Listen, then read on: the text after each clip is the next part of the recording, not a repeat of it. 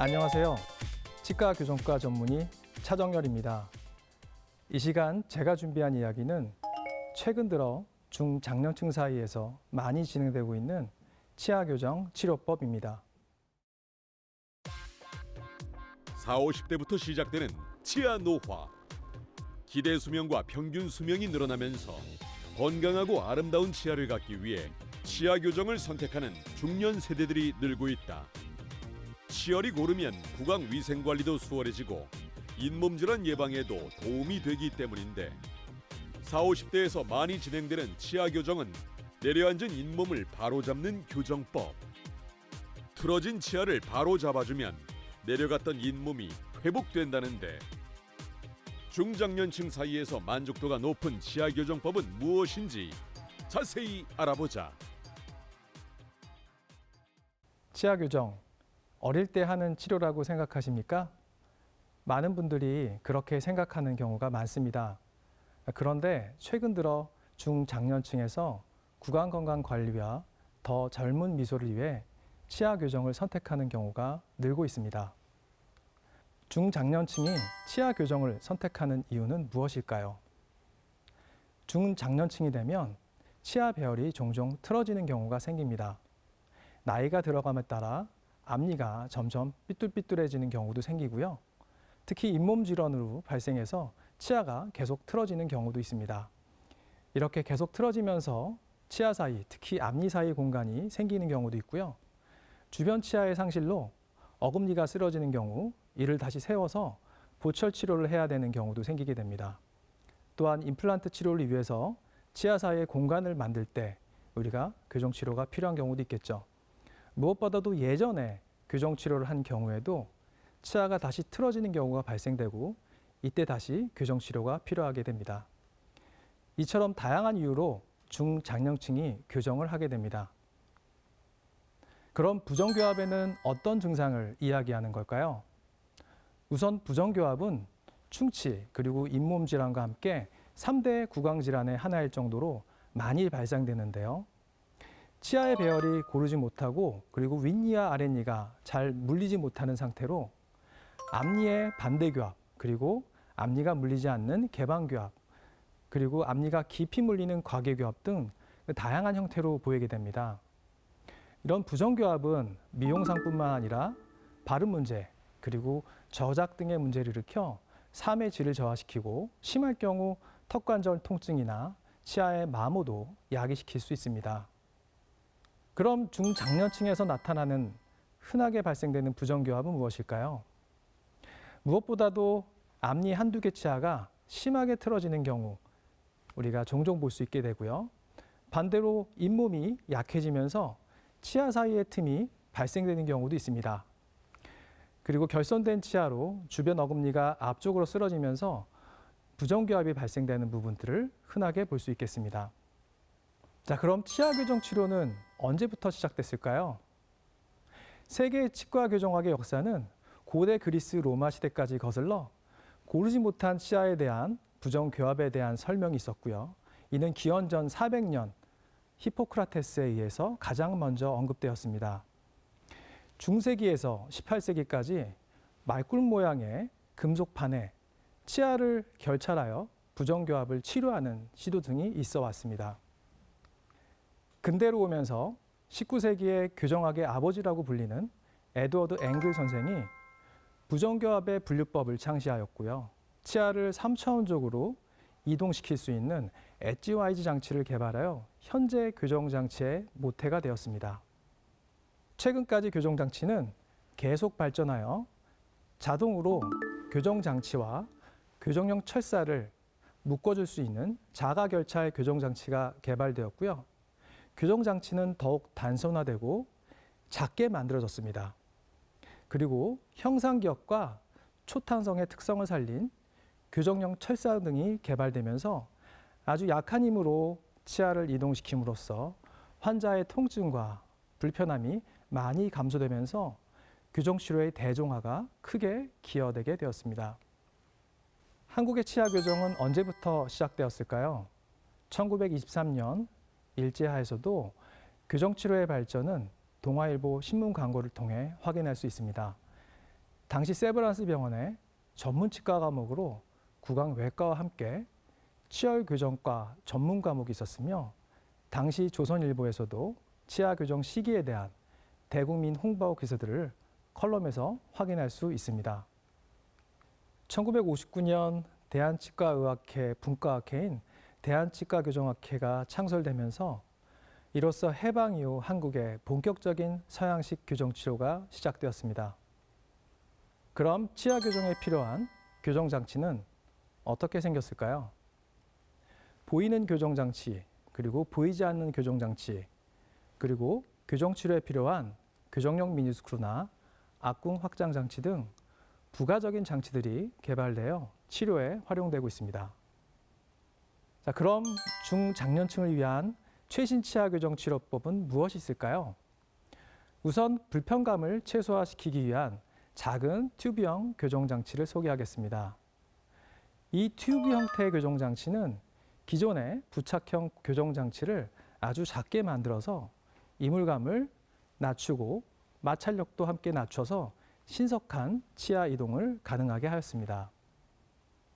튜브형 교정장치의 부착은 우선 치아 표면을 처리한 후 철사를 위치시키고 레진으로 고정하는 간단한 수식이라서 진료 시간을 단축시켜 환자에게 불편함을 역시 감소시킬 수 있습니다. 자, 이와 관련된 증례를 소개하겠습니다. 54세 사업을 하시는 여성 환자로 이미 투명 교정 장치로 치료를 받았습니다. 그러나 장치의 착용 시간이 매우 저조해서 앞니가 벌어지는 문제점이 발생됐습니다. 환자는 기존의 투명 장치 대신 이물감이 낮은 튜브형 교정 장치를 선택하셨고 10개월 정도의 치료 기간을 통해 전축의 심한 밀집이 아주 잘 해소되었습니다. 다음 환자는 47세의 여성 주부 환자입니다. 이 환자는 이미 20년 전에 작은 어금니를 뽑고 그리고 교정 치료를 받았던 환자분인데요.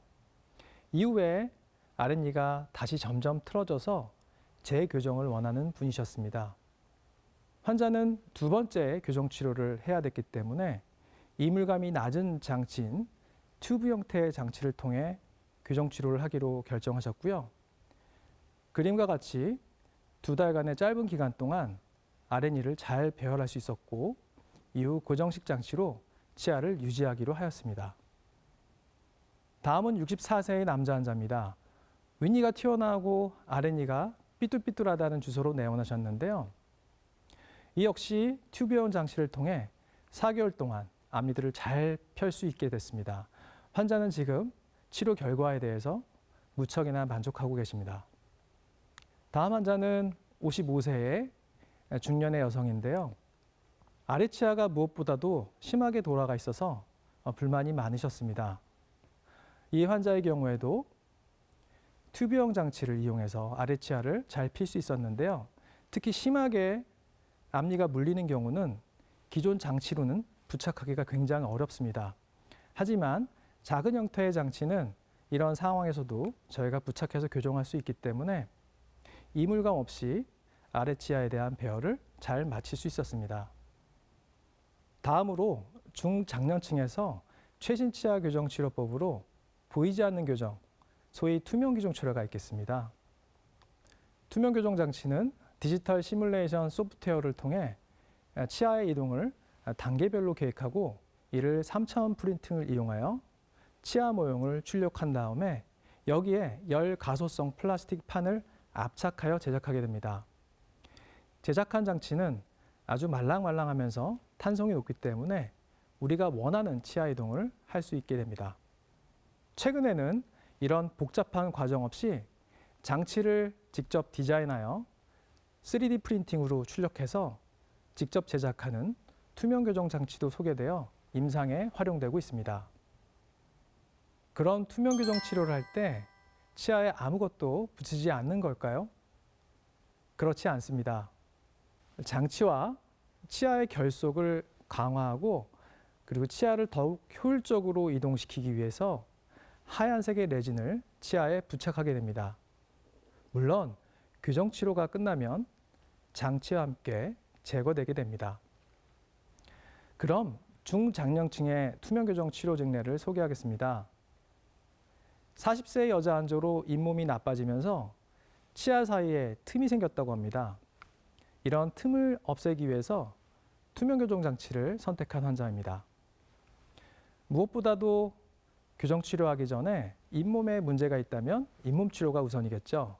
이 환자도 교정 치료 전에 3개월 정도의 잇몸 치료를 우선적으로 시행하였습니다. 이후 투명 교정 장치를 이용해서 단계별로 장치를 착용하였고 전체 6개월 치료 기간 동안 치열의 공간들이 모두 폐쇄된 것을 확인할 수 있습니다. 다음은 47세 여성 환자인데요. 방송에서 일하는 분이셨습니다. 앞니가 튀어나오고 아래 치아가 울퉁불퉁하다는 이유로 교정 치료를 원하셨습니다. 환자는 직업상 보이지 않는 장치를 원하셔서 치아 안쪽에 부착하는 설측 교정 장치를 원하셨습니다. 하지만 장치를 부착한 후에 발음상의 불편함을 호소하셨습니다.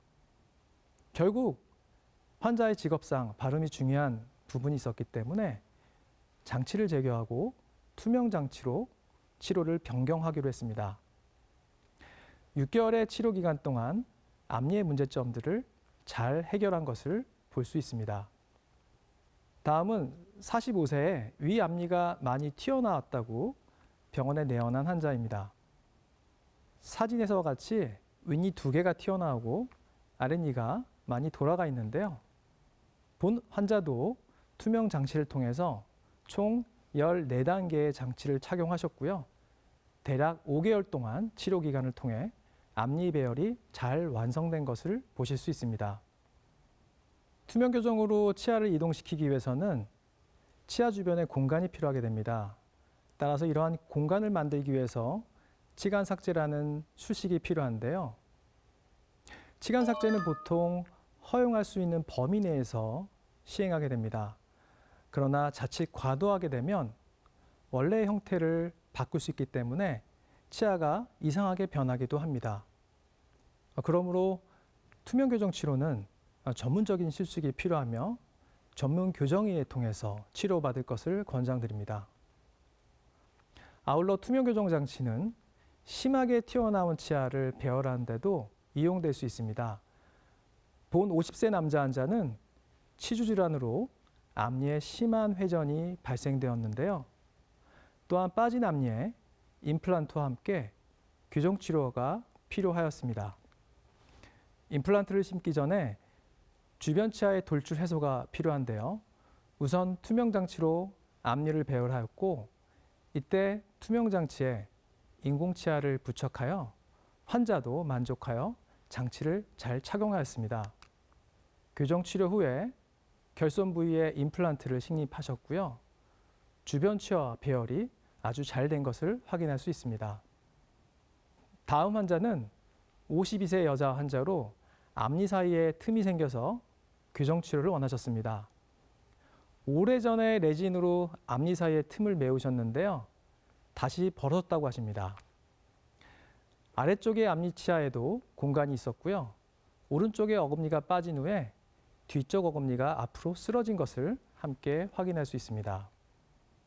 이 환자분은 디지털 치아 이동 시뮬레이션 프로그램을 이용하여 예측 가능한 치아 이동을 설계하여 투명 교정 장치를 제작하였습니다.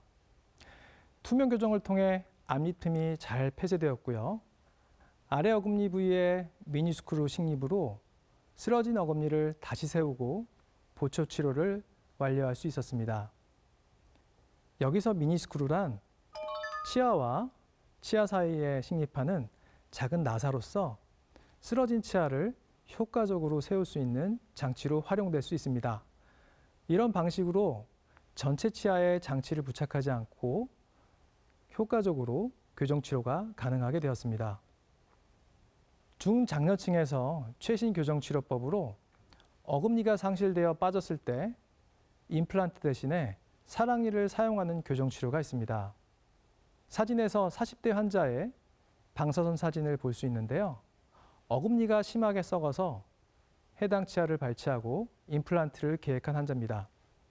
하지만 사랑니의 상태가 좋아서 어금니를 앞으로 견인하는 교정 치료를 하기로 하였습니다.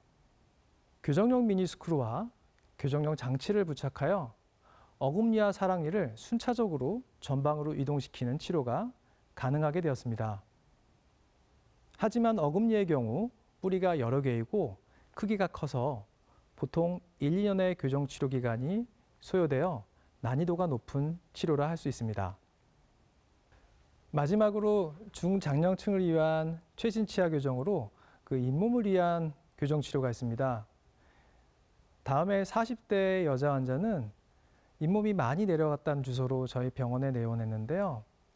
사진처럼 아래 앞쪽의 앞니 잇몸이 많이 내려간 것을 보실 수 있습니다. 이렇게 잇몸이 내려간 거는 치아의 뿌리가 잇몸 밖으로 나와서 발생되게 되는데요.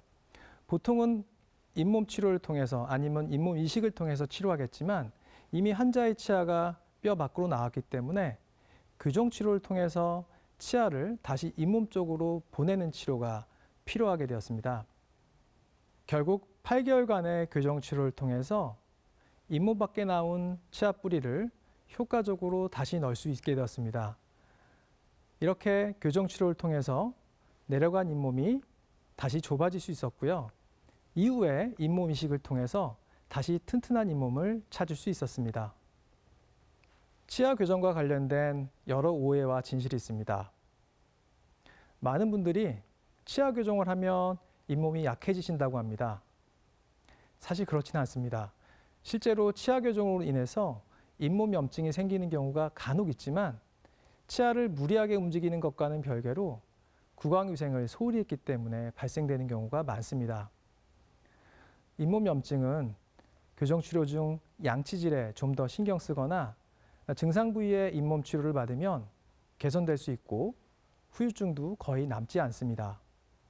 최근 보고된 문헌 고찰을 통해서 치아 교정은 잇몸이 약한 환자들에게 그 상태를 더 안정시킬 수 있고 기능과 신미성을 개선하는 데 큰 도움이 된다고 합니다. 잇몸 건강이 약하더라도 치아 교정이 가능하며 염증이 없는 상태에서 최소한의 힘으로 교정한다면 잇몸에 부정적인 영향을 주지 않습니다. 치아 교정에 대한 오해 중에 하나가 우리가 교정 치료를 한 번 하면 평생 유지될 수 있을까라는 생각인데요. 그렇지는 않습니다. 교정 치료 후에도 치아는 원래 형태로 돌아가려는 성질이 있습니다. 그렇기 때문에 다시 틀어지지 않도록 유지 장치를 잘 착용해야 될 것입니다. 특히 치료가 끝난 6개월, 1년 사이에 유지 장치를 소홀히 할 경우에 치아가 다시 움직일 가능성이 매우 높습니다. 또 다른 오해 중에 치아 교정 아주 오래 걸린다라고 생각하시는 분이 많은데요. 항상 그러지는 않습니다. 보통 교정 치료는 다른 치과 치료에 비해서 일반적으로 더 오랜 시간이 소요되는 건 맞습니다. 개인 상태에 따라 치료 기간은 짧게 몇 개월 또는 1년이 넘게 걸리는 경우가 있는데요. 사람마다, 환자마다 잇몸 속에 있는 뼈 대사 과정의 차이로 치아 이동이 늦게 나타날 경우도 있습니다. 또한 정기적인 치료에 잘 임하고 장치를 올바르게 장착한다면 불필요한 치료 기간에 대한 연장을 막을 수 있겠습니다. 최근 보고에서 치아 교정 치료 기간에 영향을 미치는 여러 요인 중에 환자의 발치 유무, 그리고 초기 부정교합의 심각도 등이 아주 주요한 요인임을 발견했습니다. 중요한 사실은 영구치열기라면 나이는 치료 기간에 영향을 미치지 않는다는 사실입니다. 그렇다면 치아 교정은 고통스러운 과정일까요? 치아에 장치를 부착함으로써 물론 구강에 이물감을 느낄 수 있고요. 불편함을 느낄 수도 있습니다. 특히 치료 초반에는 일주일가량 입안이 헐기도 하고 통증을 느끼기도 하죠. 최근에는 이런 장치들이 점점 작아지고 최소화되고 있기 때문에 불편감이나 적응 기간이 매우 빨라지고 있습니다. 보통 통증은 교정장치 부착 후에 빠르게 증가되고요. 첫날 최고조에 오르게 됩니다. 하지만 첫 주 동안 서서히 감소하게 됩니다. 통증이 심할 경우에 우리가 진통제를 복용할 수 있는데요. 아스피린이나 이브프로펜과 같은 비스테로이드성 진통제는 간혹 치아 이동을 감소시킬 수 있습니다. 따라서 아세트아미노펜 계열의 진통제는 그러한 치아 이동에 영향을 주지 않기 때문에 교정치료에 대한 통증 완화에 효과적일 수 있습니다. 자, 그러면 교정치료를 하면 충치가 잘 생길까요? 그렇진 않습니다. 교정치료 자체가 충치를 발생시키지는 않습니다. 치료 중에 양치질을 소홀히 하는 경우 충치뿐만 아니라 잇몸 질환이 쉽게 나타날 수 있겠죠. 따라서 잇몸 관리가 어렵다면 우리는 교정치료 전에 환자에 대한 구강위생을 우선적으로 생각해야 될 것입니다. 필요한 경우에는 일반적인 칫솔 외에 치간 칫솔이나 치실들을 사용하고 정기적으로 불소도포를 받는 것도 효과적입니다. 제가 외래에서 교정치료를 원하는 중장년층의 환자들을 보면 본인이 만성질환이 있어서 교정치료에 대한 여러 우려를 하시는 경우가 있습니다. 특히 당뇨나 골다공증 그리고 관절염과 같은 기저질환이 있는 경우에 치아 교정에 영향을 미치기 때문에 사전에 주치의와 본인의 상태를 상의하는 것이 중요합니다. 만약에 골다공증이나 관절염 약을 복용할 경우에 이러한 약물들은 치아 이동 속도를 늦출 수 있게 됩니다. 따라서 일시적으로 교정 치료 기간 동안 약물의 복용을 줄이거나 낮춤으로써 교정 치료를 효과적으로 할 수 있겠습니다. 치주 질환, 잇몸이 안 좋은 환자 중에 당뇨병이 있는 경우에는 교정 치료 중에 이러한 잇몸 상태가 더 나빠질 수도 있습니다.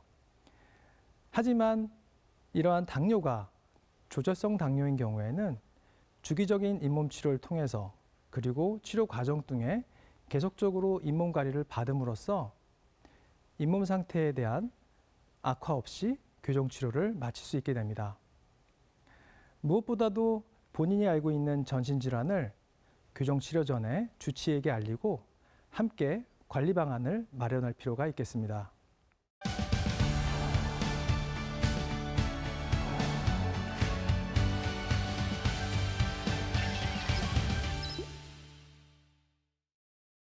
시청자들께서 중장년층의 치아 교정법에 대해서 저에게 많은 질문을 보내주셨는데요. 함께 확인해 볼까요? 치아 교정을 계획하고 있는데 어금니가 썩어 크라운 치료를 먼저 받게 됐습니다. 이 상태에서도 치아 교정이 가능할까요? 일반적으로 충치 치료는 교정 치료 전 받게 됩니다. 그러나 크라운 치료를 받을 정도로 충치 치료가 심한 경우에는 교정 치료 동안은 임시 치아로 지내다가 치료가 다 끝난 시점에서 최종 크라운을 하실 것을 권장해 드립니다. 치아 교정을 위해 미니 스크류를 심었습니다.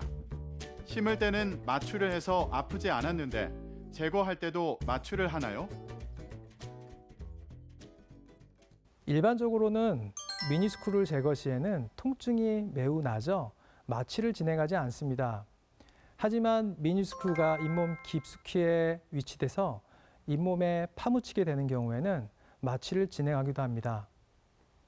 또한 환자 본인께서 통증에 대해서 고민할 경우에 마취를 요청하면 언제든 저희는 마취를 하고 제거할 수 있습니다.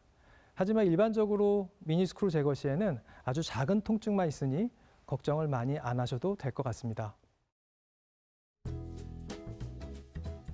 치아 교정을 하면 잔금이 생겨 치아 우식증이 생긴다는데 사실인가요?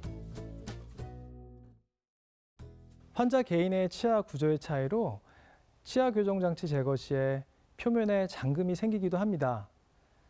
잘 보이지 않을 정도이지만 치아 표면의 미세한 잔금은 치아 구조나 치아의 형태, 기능에 영향을 미치지 않습니다. 따라서 우식을 발생시키지 않습니다. 40대 여성입니다. 2주 전 브라켓을 붙이고 와이어를 연결해 치아 교정 중인데 통증이 너무 심해 음식물 섭취가 어렵습니다. 참아야 할까요? 재교정을 해야 할까요? 교정 치료는 불편한 것은 사실이지만 일반적으로 그 통증은 그 병원 방문 후에 잠시 증가하여 일주일이면 참을 만할 정도로 줄어드는 것이 일반적입니다. 그러나 통증이 계속 증가하고 극심할 경우에는 우선 진통제를 복용하시고 자극원이 있을 수 있으니 병원을 다시 내원해서 검진을 받을 필요가 있겠습니다. 보통 이런 경우에는 교정용 철사가 잇몸을 계속 찌르거나 교정용 미니스크루 주변에 염증이 있는 경우가 흔합니다.